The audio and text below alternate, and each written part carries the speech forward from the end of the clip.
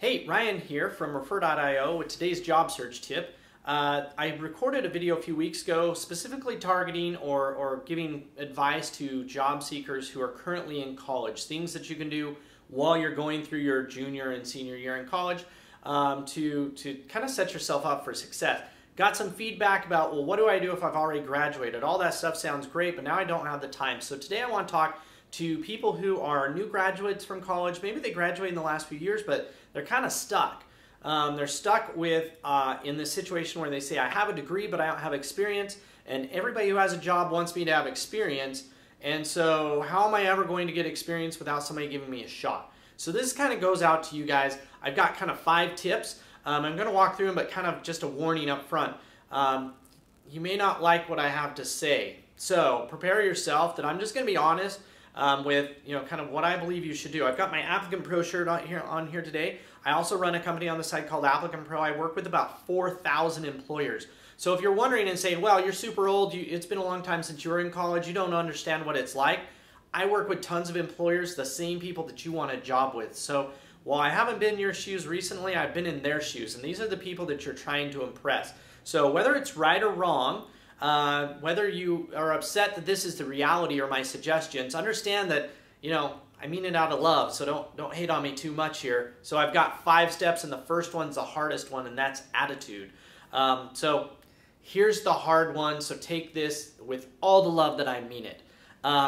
The attitude that a lot of college kids have these days, especially new grads, is that they believe that in some way that their degree entitles them to something. It entitles them to a job, it entitles them to a better job than somebody who doesn't have a degree, that somehow going to school provides them the ability to leap ahead in the workforce, ahead of people who maybe have been doing the job, have experience, but don't have the same degree as them. So this is the very first one, and that is that's just simply false. Now, maybe it's true for some of you. Maybe you went to an Ivy League school. Maybe you studied a very in-demand field like engineering or IT or tech or something along those lines.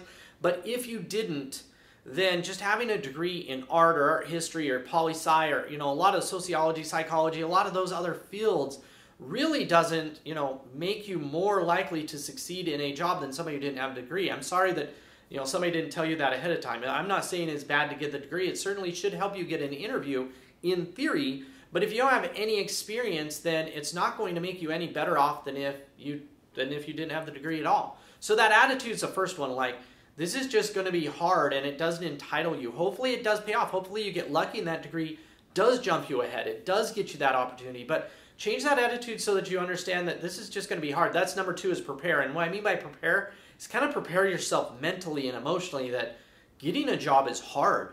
Getting a great job is even harder. So you've got to kind of prepare yourself just mentally, like, I'm going to have to go through this. I'm going to, and I think it's... a book I just read recently was talking about the dip, that as you're going along, something worth having and accomplishing will have a dip before you get to the climb where you get up to what you want. There's always going to be this kind of like long slog of pain and adversity to get to where you want to go. And so you got to kind of prepare for that. Hey, this is going to be worth it when I get to the other side and up the hill. But in the meantime, I'm going to have to go through some hard stuff. Number 3 is where we get into the actual, like, the nitty-gritty. Find a model. Now, what do I mean by find a model? Find somebody who's currently doing what you want to do. Find 3 or 4 of them. How you find them? Go look on LinkedIn. Go to Indeed and click on resumes and search Indeed's resume database. Both of those are free. You could search on Craigslist. You could just Google it. Google the word resume and the title that you want. What you're looking for is some role models. Now, certainly it'd be great if you actually reached out and talked to these people, but at the very least, what we want to do is we want to compare what they look like and what their path was to what you're doing. Look at all the jobs that they had before they got the job that you want and see what path they went through. Clearly there's a job that prepared them for that job. So find a model, see what they did. Maybe you'll find that some of them actually started in a company in a job that had nothing to do with what they wanted to do, right? And so find some models to look at. Hey, best case scenario in this next step, number 4, is take action. Well, one of those actions might be to call some of those people up. Hit them up on LinkedIn, email them, introduce yourself. I know that that's probably scary. I know it's something that you may not have done before. You might be worried that they don't want to talk to you. But for the most part, people are good. People want to help out people like themselves. I know I look back on my time when I was in college and say, man, I wish that I would have found somebody and asked them, and I would be more than happy if somebody approached me now and said, hey, I want to be an entrepreneur, I want to go into tech, or I'm an accountant, or whatever the case may be. I generally speaking want to help out those people who've gone on the same path as me because I wish somebody had helped me in that same way. So reach out to those people, but under action, there's a lot of action you can take. The key is, and this is really we'll kind of pull this from Dave Ramsey, who's always, he's a money makeover kind of guy and try to help you get a budget and help you pay off your debts, but he always says, live like other people won't. Now his thought is, if you're willing to sacrifice now, then at some point you'll be able to live in a way that they don't get to live. Well, that holds true for your career too. The simple fact is in the action is be willing to do the things that nobody else will do. This kind of goes back to the attitude concept that if you somehow feel entitled that, hey, because I got a degree, because I finished school, because I went and finished, I shouldn't have to do these other things. Well, I wish that was true. It may not be. And your willingness to do those things that other people won't do will pay off when it comes to a job. What are some of those things? Finding a model, calling them up, asking for their advice, asking to interview them, asking to take them to lunch, asking for a few minutes, even type up a couple questions, just email to them. Hey, I got a degree similar to the degree you've got. I've spent some time looking at your career path. I just have a few questions. What would you suggest for me to do? I mean, certainly I would love to give you suggestions, but if you're trying to go into a field that I didn't go into, then the suggestions would really be even better from people who have been in that field, but take action. So some of that action is find a model, reach out and talk to them, attend networking events, go and dig in and start learning the software you're going to need to use in those jobs. Just because you don't have the job yet doesn't mean that you can't start making strides in improving your resume and your skill sets and those kind of things right now. Go where the people are and where they hang out that either are similar to what you do, that hire the type of people that you are, or that sell to even those type of people. It isn't just, if I want to be an engineer, for instance, it isn't just going and hanging out with engineers that could get me a referral there. I might go find somebody who sells to engineers because salespeople will know a whole bunch of those folks that they could refer you into. And that really part of the action concept, and I'll record another video just about this, is the idea of getting a referral.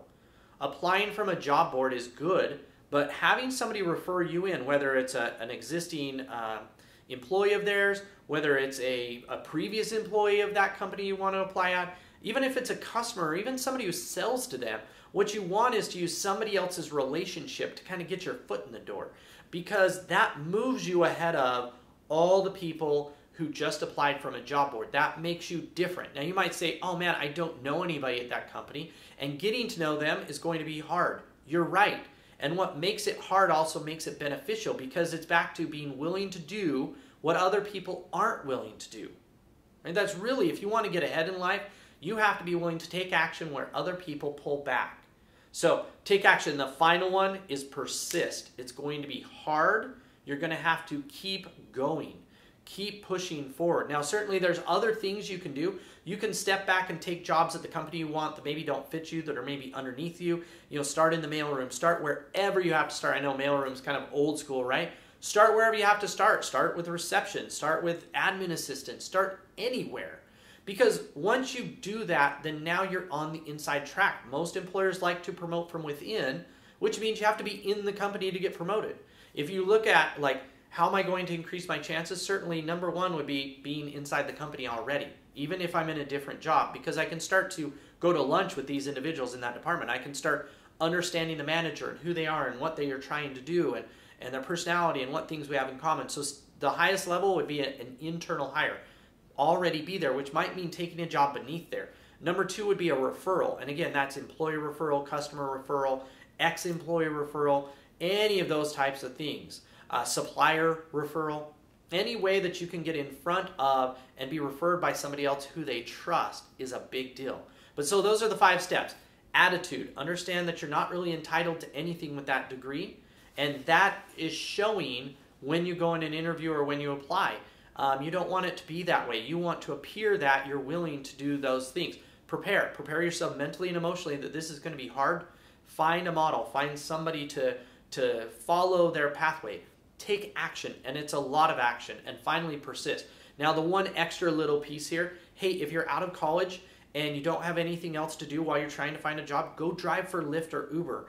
Now, I know that Lyft and Uber are all over the place. I know that you might say, I'm not going to make enough money doing that. Here's where I would take, this is kind of your bonus. This is, we'll call it number 6, right? Bonus number 6, go drive for Lyft or Uber. And here's my reasoning. It has nothing to do with the money.